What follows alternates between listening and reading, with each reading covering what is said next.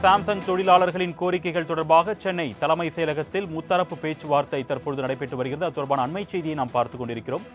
இதுகுறித்த கூடுதல் விவரங்களை செய்தியாளர் நந்தினி வழங்க நாம் கேட்கலாம். வணக்கம் நந்தினி, தொடர்பான கூடுதல் விவரங்கள். சாம்சங் தொழிலாளர்களின் கோரிக்கைகள் தொடர்பான முத்தரப்பு பேச்சுவார்த்தை சென்னை தலைமைச் செயலகத்தில் அமைச்சர் சி வே கணேசன் தலைமையில் தற்போது நடைபெற்று வருகிறது. ஊதிய உயர்வு, பணி நேரம் குறைப்பு, ஆலையில் சங்கத்திற்கான அங்கீகாரம், பணி நீக்கம் செய்யப்பட்டவர்களை மீண்டும் பணியில் இணைக்க வேண்டும் உள்ளிட்ட கோரிக்கைகளை வலியுறுத்தி தொடர்ச்சியாக போராட்டம் நடத்தி வந்தனர்.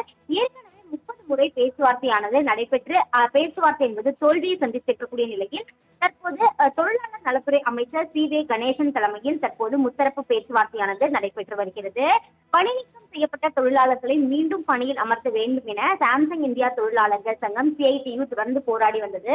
பல கட்ட போராட்டங்கள் கடந்த ஒரு ஆண்டுகளாகவே நடைபெற்று வந்த நிலையில் பணி நீக்கம் செய்யப்பட்ட தொழிலாளர்கள் சாம்சங் நிறுவனம் மீண்டும் பணிக்கு எடுக்கவில்லை என தொடர்ச்சியாக குற்றச்சாட்டுகளும் முன்வைக்கப்பட்டு வந்தன. இந்த நிலையில்தான் தலைமைச் செயலகத்தில் பணி நீக்கம் செய்யப்பட்ட சாம்சங் தொழிலாளர்களுடனான முத்தரப்பு பேச்சுவார்த்தை என்பது அமைச்சர் சி வே கணேசன் தலைமையில் நடைபெற்று வருகிறது. இந்த பேச்சுவார்த்தையில் தொழிலாளர் நலத்துறை செயலாளர், ஆணையர் உள்ளிட்ட தமிழ்நாடு அரசின் அதிகாரிகளும் பங்கேற்றிருக்கிறார்கள்.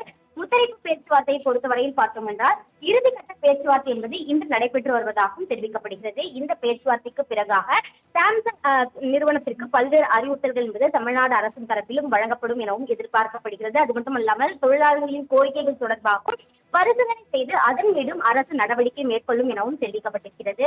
இந்த நிலையில்தான் இந்த பேச்சுவார்த்தை அந்த பேச்சுவார்த்தையில் என்ன மாதிரியான விஷயங்கள் பேசப்பட்டிருக்கிறது என்பது குறித்த அதிகாரப்பூர்வ செய்தியாளர் சந்திப்பு இன்னும் சற்று நேரத்தில் நடைபெறும் எனவும் தெரிவிக்கப்பட்டுள்ளது.